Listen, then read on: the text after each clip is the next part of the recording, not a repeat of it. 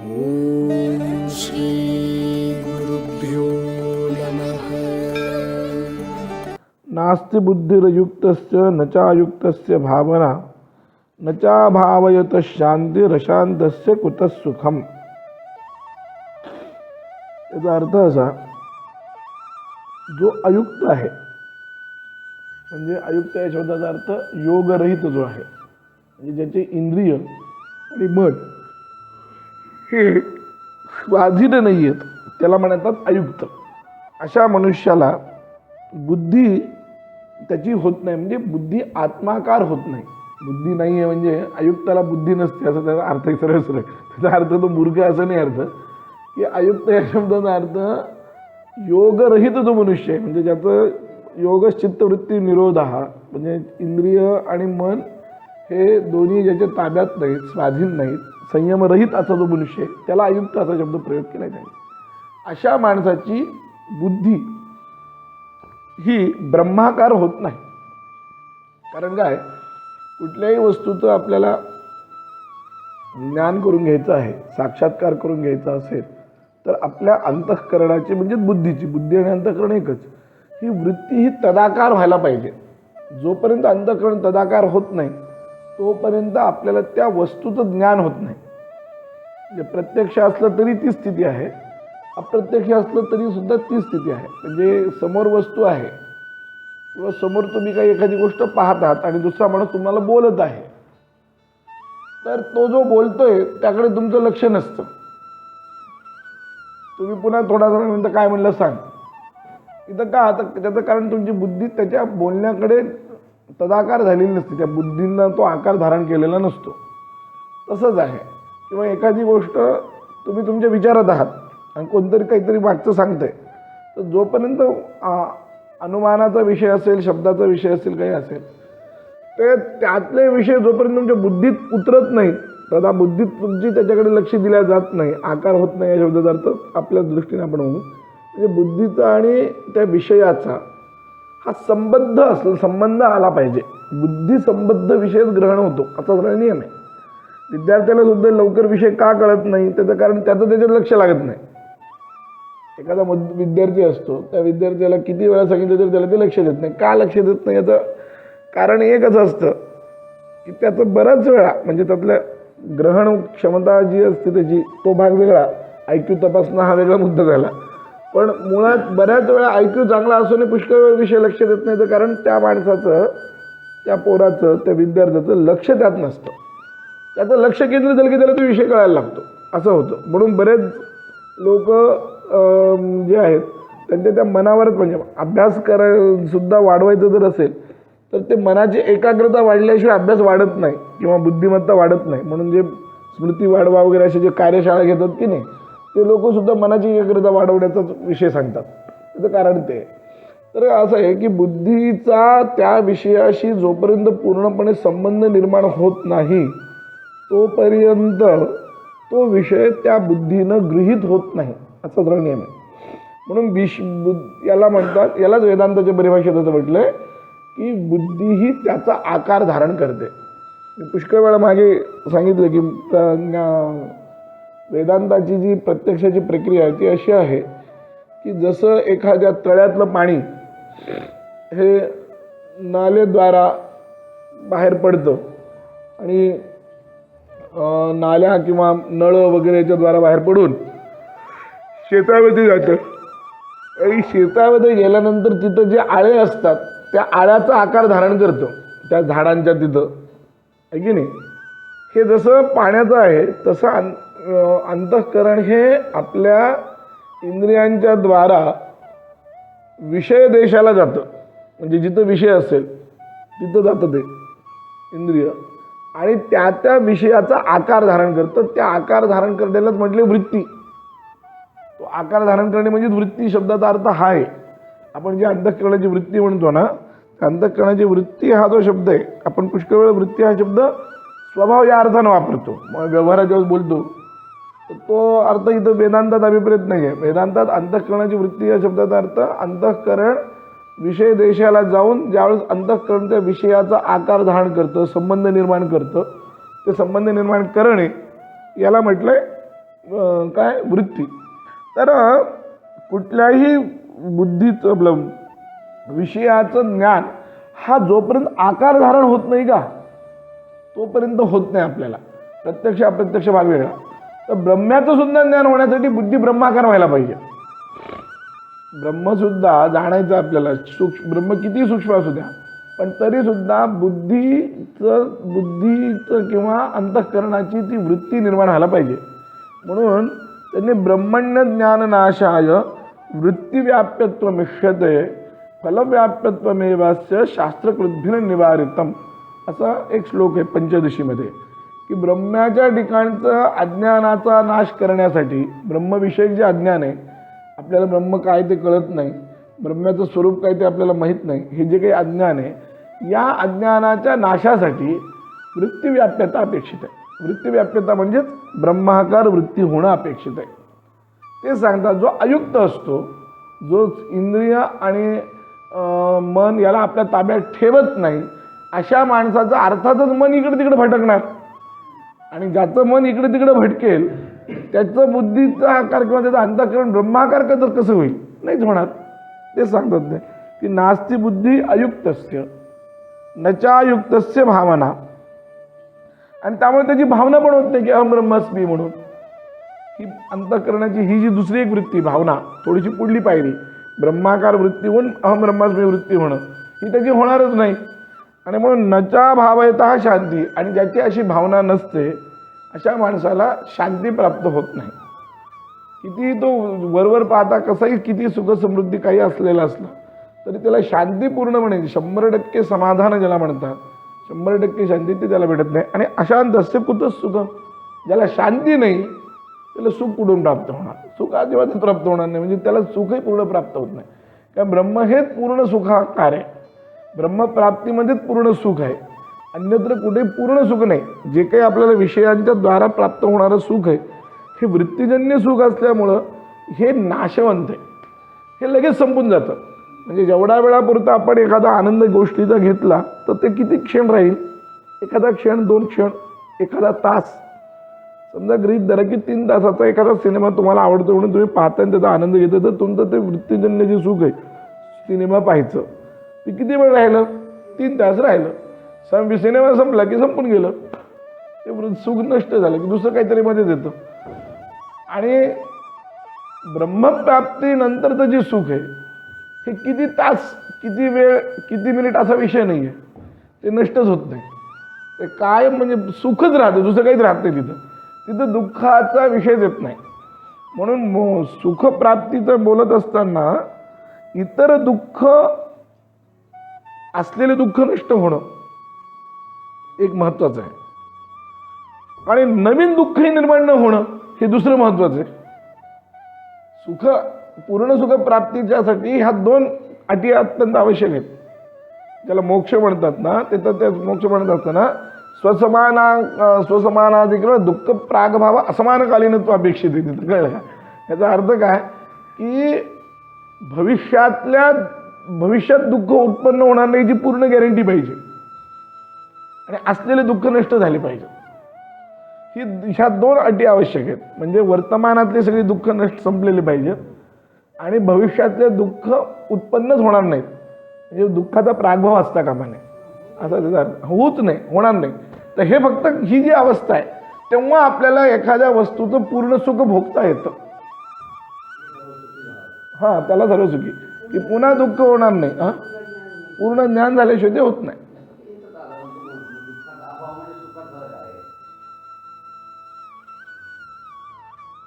रागभाव असतात म्हणजे एवढंच सांगितलं.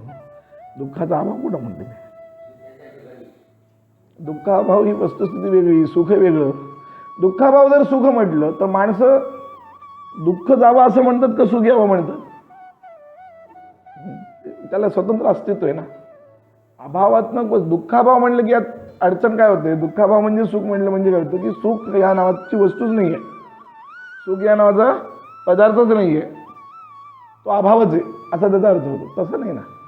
खूप जणांच्या जीवनामध्ये दुःखच नसतं. ते दुःखाचा अभाव पण सुखही नसतं. उदासीनता असते एक प्रकारे. अशी पण अवस्था असते नाही. त्यावेळेस काय करणार. त्यावेळेस काय करणार.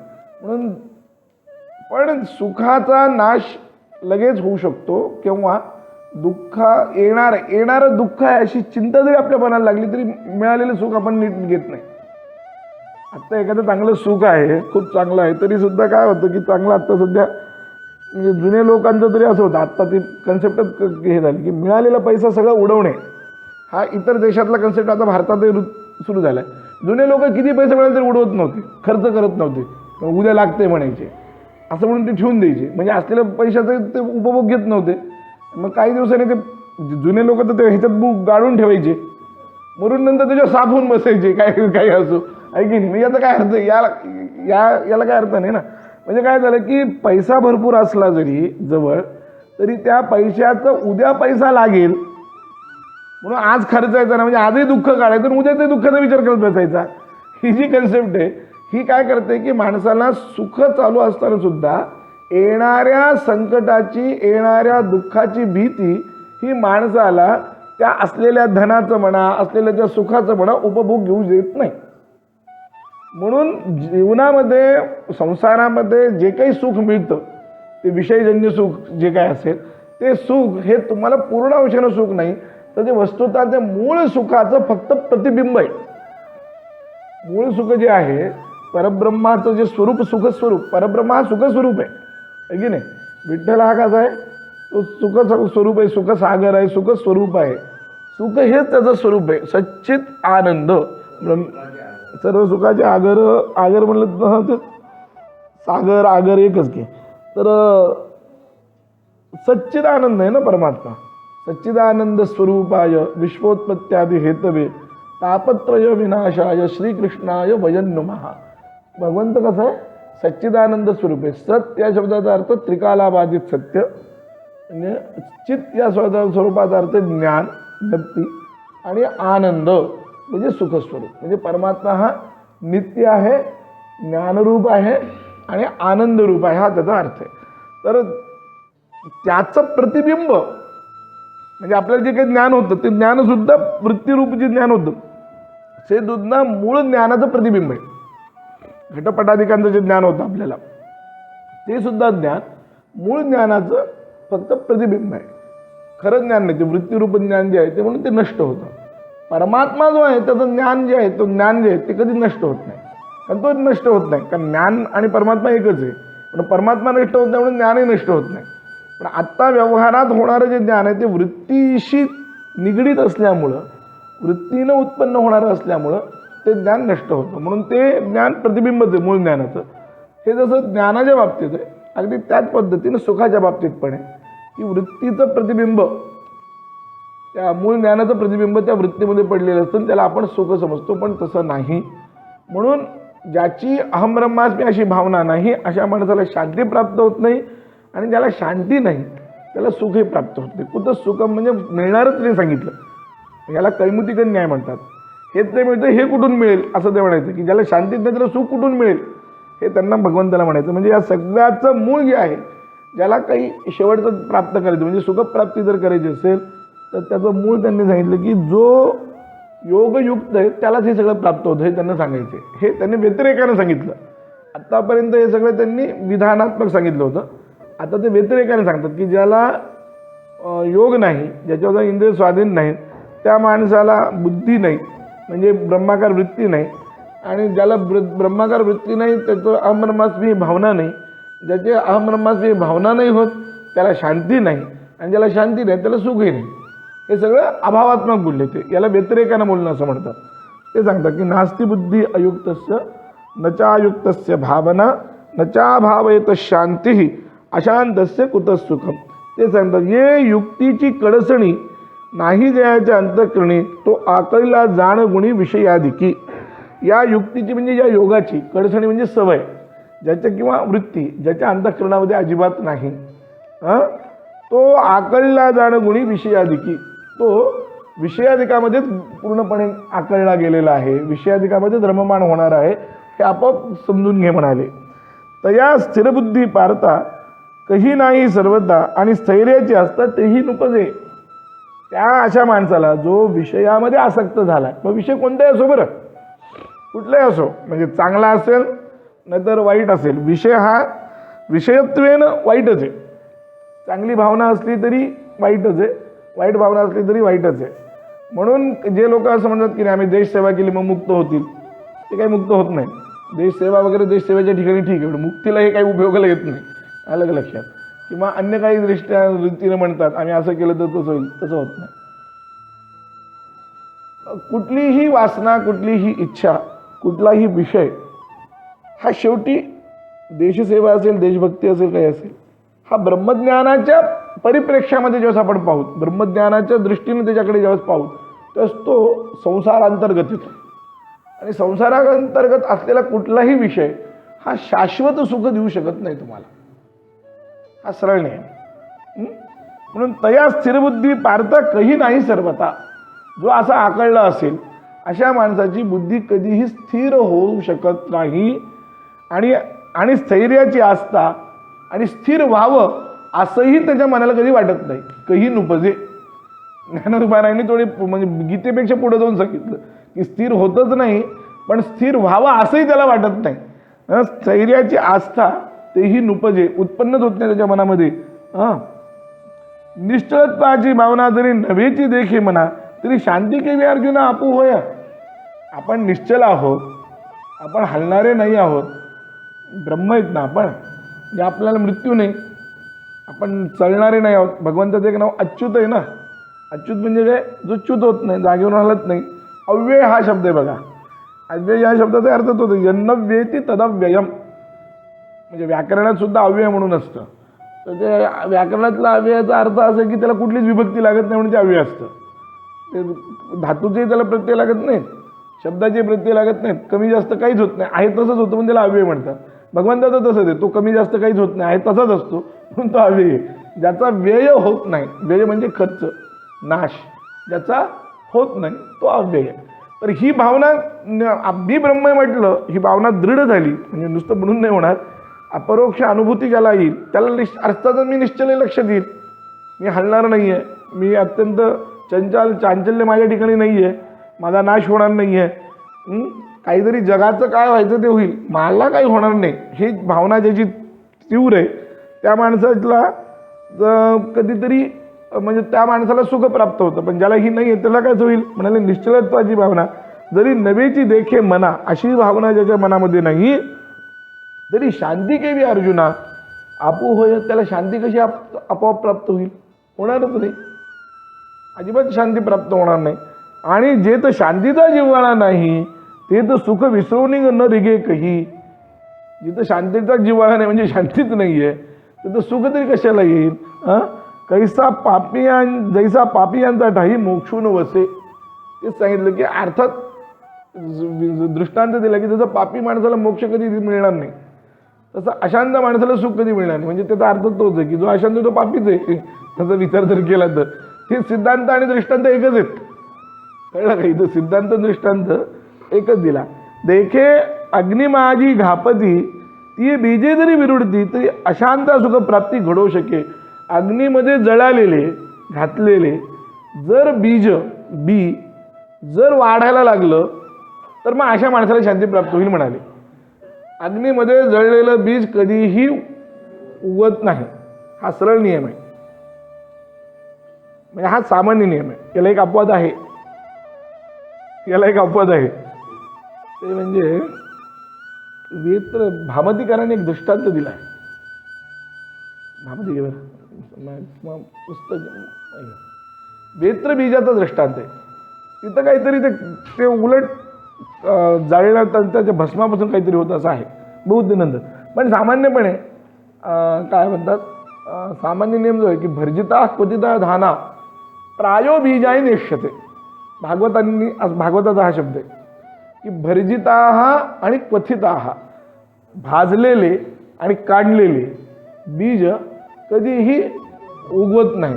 भर्जिता क्वथिता धाना प्रायो बीजाय नेष्यते. कधीच ते बीज होत नाही. ते तिथं सांगतात की जसं देखे अग्निमाजी घापती ती बीजे जरी विरुडती, ते बीज जे अग्नीमध्ये घातलेले बीज आहेत तिथं विरुडती म्हणजे तिथं वाढायला लागले, फुटायला लागले, त्यांच्यापासून नाम यायला लागलं तरी अशांत सुख प्राप्ती घडू शके. मग जो अशांत आहे त्याला सुख प्राप्त होऊ शकेल. म्हणजे हे जितकं अशक्य आहे म्हणजे पूर्णपणे अशक्य आहे, तसं हे अशांत माणसाला सुख प्राप्त होणं पूर्ण अशक्य, 100% अशक्य म्हणून सांगितलं. म्हणून अयुक्तपणा मनाचे तेची सर्वस्व दुःखाचे, या कारणी इंद्रियाचे दमन निके. म्हणून मनाचं अयुक्तपण असणं, मनाच्या ठिकाणी संयम नसणं, हे सगळं दुःखाचं मूळ आहे. सर्व दुःखाचे तेची सर्वस्व दुःखाचे, दुःखाचं सर्वस्व म्हणजे मूळ कारण जर काय असेल तर मनाचं अयुक्तपण. अयुक्तपण म्हणजे योगराहित्य. योगराहित्य म्हणजे असंयमीपणा, मनाच्या ठिकाणी यत्किंचित संयम नसणं, हे सगळ्या दुःखाचं कारण आहे. या कारणे इंद्रियांचे दमन निके, यासाठीच इंद्रियांना दमन केलं पाहिजे. म्हणजे शम आणि दम ह्या दोन गोष्टी असल्या पाहिजेत. दम या शब्दाने बाह्य इंद्रियांचा संयम अपेक्षित आहे आणि शम या शब्दानं अंतःकरणाचा संयम अपेक्षित आहे. म्हणून शमदमादी षटक संपत्ती एक कारण आहे ब्रह्मजिज्ञासेला. वेदांताचा जो अधिकारी सांगितला तो साधन चतुष्टय संपन्न असला पाहिजे, त्याला नित्यानित्य वस्तुविवेक असला पाहिजे, यह मूत्रार्थ फलभोग विराग असला पाहिजे, शमदमादी षटक संपत्ती असली पाहिजे आणि मुमुक्षुत्व असलं पाहिजे. म्हणजे याचा अर्थ असा आहे की ब्रह्म नित्य आहे, जगत अनित्य आहे, याचा साधारण विवेक त्याला कळला पाहिजे. हा त्याच्या ठिकाणी पहिल्यांदा असला पाहिजे, नित्यानित्य वस्तू विवेक. दुसरं म्हणजे इहा मूत्रार्थ फलभोग विराग, म्हणजे या जगातले भोग आणि अमूत्र म्हणजे स्वर्गातले भोग, या दोन्ही भोगांच्या बद्दल त्याला वैराग्य असलं पाहिजे. म्हणजे त्याला स्वर्गातले भोग मला प्राप्त व्हावेत असं वाटतं का म्हणे, या लोकातले भोग मला प्राप्त व्हावेत असं वाटतं का म्हणे, या मूत्रार्थ फलभोग विराग. तिसरं म्हणजे शमदमादी षटक संपत्ती, शम दम उपरती तितिक्षा श्रद्धा समाधान, या 6 गोष्टी त्याच्याजवळ असल्या पाहिजेत. त्या 6 एक साधन सांगितले त्यांनी. शम शब्दाचा अर्थ अंतःकरणाचं निग्रह, दमाचा अर्थ इंद्रियांचा निग्रह, शमदम उपरती. उपरती या शब्दाचे 2 वेगवेगळे अर्थ आहेत. एक म्हणजे सगळ्या कर्मांचा त्याग करणं म्हणजे संन्यास घेणं, आश्रम संन्यास असा एक अर्थ आहे, त्याला म्हणतो उपरती. कर्मापेक्षा कर्मातून उठणे त्याला म्हटले उपरती, शमदम उपरती. त्याच्यानंतर श्रद्धा, तितिक्षा. तितिक्षा म्हणजे द्वंद्व सहन करणं, मान अपमान सुख दुःख हे सगळं सहन करणं, याला म्हणतात तितिक्षा. त्याच्यानंतर श्रद्धा. श्रद्धा शब्दाचा अर्थ केला आहे गुरु वेदांत वचनेषु विश्वास श्रद्धा. गुरु आणि वेदांतांची वाक्य याच्यावर पूर्ण विश्वास असणं, याला त्यांनी श्रद्धा असं म्हटलंय. आणि समाधान म्हणजे आपल्याला जे काही प्राप्त होतं त्यामध्ये आपल्या मनाची वृत्तीही प्रसन्न ठेवणं, याला म्हटलंय समाधान. असे 6 हे आहेत गुण आहे. हे 6 गुण मिळून एक साधन आहे, तिसरं साधन, त्याला शमदमादी षटक संपत्ती असं म्हणतात. षटक म्हणजे 6. आणि 4थं साधन आहे मुमुक्षुत्व. तीव्रपणे या संसारातून मुक्त होण्याची तीव्र इच्छा म्हणजे मुमुक्षा. हे मुमुक्षा त्याच्याजवळ असली पाहिजे, तो मुमुक्षत्व. ही जी 4 साधनं ज्याच्याजवळ असतात त्यानं ब्रह्मजिज्ञासा करावी किंवा त्यालाच ब्रह्मजिज्ञासा होते किंवा तोच त्यानंच केलेली ब्रह्मजिज्ञासा सफल होते. कारण यातलं कारण ज्याच्याजवळ नाही तिथं कार्य उत्पन्न होत नाही. सरळ नियम आहे. कारण समजा म्हणून तर आपण एवढ्या वर्ष दिवसापासून ज्ञानेश्वरी पाहिले आणि एवढे वेदांताचे ग्रंथ ऐकले ते आपण कोणी मुक्त किंवा मुमुक्ष होत नाही. त्याचं कारण मुक्त होण्याच्या दृष्टीने आपलं पावलं पडत नाहीत. याचं कारण आपल्याजवळ यातलं काहीच नाही आहे. नित्यानित्य वस्तू विवेक बरोबर आहे आणि शमदमादी षटक संपत्ती नाही आहे, मुमुक्षुत्व नाही आहे, 2 महत्त्वाचे कारणं नाही आहेत. वैराग्य नाही पण यामध्ये बरोबर नाही. फक्त फार तर फार एवढं सगळं ऐकलंय ना पुराणाधिकांच्या प्रवचनाच्या श्रवणानं, ब्रह्म नित्य आहे आणि जगत अनित्य आहे याचा वरवर निश्चय आहे. 100% तोही निश्चय नाहीच आहे कळलं का, याचा वरवर निश्चय. तर कारण नसल्यामुळं वेदांत श्रवण करूनही आपल्याला तादृश वेदांताचा उपयोग होत नाही. मग याचा अर्थ वेदांत श्रवण बंद केलं पाहिजे का, असं नाही आहे. याचा अर्थ असा आहे की आपण मुख्य अधिकारी नव्हत, एवढंच मला त्यातलं सांगायचं. गौण अधिकाऱ्यानं आज ना उद्या ऐकत ऐकत जाऊन ते संस्कार उद्या वाढवून जाऊन कदाचित आपल्या ठिकाणी साधन संपत्ती या जन्मात प्राप्त होईल, पुढल्या जन्मात मोक्ष प्राप्त होईल किंवा याच जन्मात दोन्ही होऊन कधी केव्हाही होऊ शकतं. जसं आमचे ते एक हे काशीनाथ शास्त्री जोशी जे होते साताऱ्याचे, त्यांनी एका विद्यार्थ्याला काही कळत नसताना त्याला रोज न्याय शिकवायचा. त्याला काही कळत नव्हतं पण त्याला रोज न्याय शिकवायचा. असं कोण त्यांनी न्यायाचे सगळे ग्रंथ शिकवले. त्याच्यानंतर पुन्हा वेदांत शिकवला. आणि ते विद्यार्थी पाठ ऐकत असताना शेंगदाणे खात असे. शेंगदाणे खात बसायचे. गुरुजींनी पाठ सांगायचं आणि त्यांनी शेंगदाणे खायचे. त्यांना एकाने विचारलं की ह्याला काहीच कळत नाही आणि तुम्ही एवढं 1 तास 1.5 तास त्याला रोज जीव तोडून पाठ सांगता हे का? तर ते म्हणले या जन्मात जरी नाही झालं तर शास्त्र त्याचं पुढल्या जन्मात त्याच्यावर कृपा करेल. म्हणून मी त्याला हे सांगत असतो. म्हणजे शास्त्र त्याला एकदा दोनदा ऐकलं ते शास्त्र पुढल्या जन्मात त्याला कृपा करेल. तर ही जी निष्ठा आहे या निष्ठेने जरी वेदांत ऐकला तर या जन्मात जरी साधन चतुष्टय संपत्ती आपल्याला प्राप्त झाली नाही, पण अशांत असल्यामुळे सुख प्राप्त होणारच नाही. कारण मनाची ती हे नाही ना, दम नाही ना, मूळ या सगळ्याचं. आणि आहेच आहे ना की मन एव मनुष्याणाम कारण बंध मोक्षयो हो. कोणतं मन? बंधाला कोणतं कारणीभूत आहे? जे अयुक्त आहे. आणि मोक्षाला कोणतं कारणीभूत आहे? जे युक्त आहे. एकच मन आहे पण ते बंधही करतं